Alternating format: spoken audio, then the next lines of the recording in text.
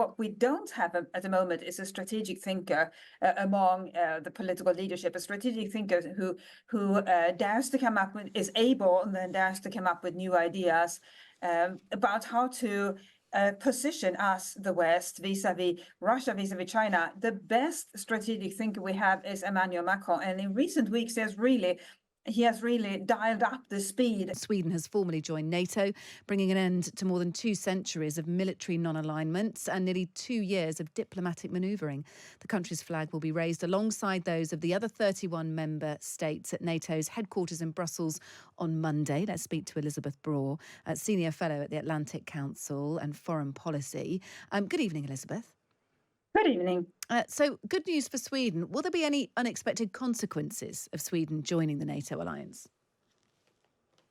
Not if Sweden has a say in it or if NATO has a say in it. Of course, what we're all watching is how Russia might react. But Vladimir Putin really has been playing his trump cards before this, so he doesn't really have much left to say or do. He warned where before Sweden and Finland even thought about joining, or before they even became realistic, that became a realistic consideration. He and other Russian officials said, well, if you join NATO, there will be serious consequences. And then Sweden and Finland applied and nothing happened. And Finland was able to join, nothing happened. And now Sweden, as of today, has become a member. So it's Russia really doesn't have a lot of ammunition left with which to target Sweden. So I think we can sleep reasonably well, but one should never discount Russia.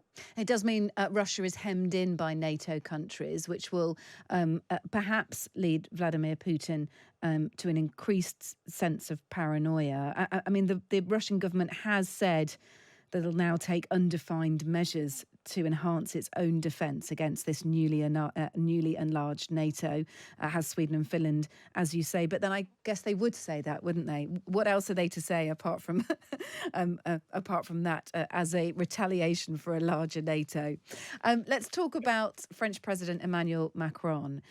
He had a meeting of his political leaders, warning them that the West was under threat as a result of a Russian breakthrough in Ukraine. So in other words, there might have to be some amount of intervention from the West. He used maps and everything to show this. If Russia made a breakthrough towards Odessa, that port city, for example, or Kyiv, he brought Kyiv into the conversation again. What do you make of this? I am very pleased that we have Macron in the Western family. So what we don't have at the moment is a strategic thinker among the political leadership, a strategic thinker who dares to come up with, is able and then dares to come up with new ideas about how to position us, the West, vis-a-vis Russia, vis-a-vis China. The best strategic thinker we have is Emmanuel Macron, and in recent weeks he has really dialed up the speed and become the de facto strategic thinker among the Western leadership. And it's a very good thing that we have him, because without him, we wouldn't really have much strategic thinking at all. Biden is really not just in stirring position. up trouble a little bit, though, Elizabeth? The accusation is that he's trying to exploit the conflict for domestic gain. Some of these party political leaders in France coming away from the meeting saying that it was all extremely worrying.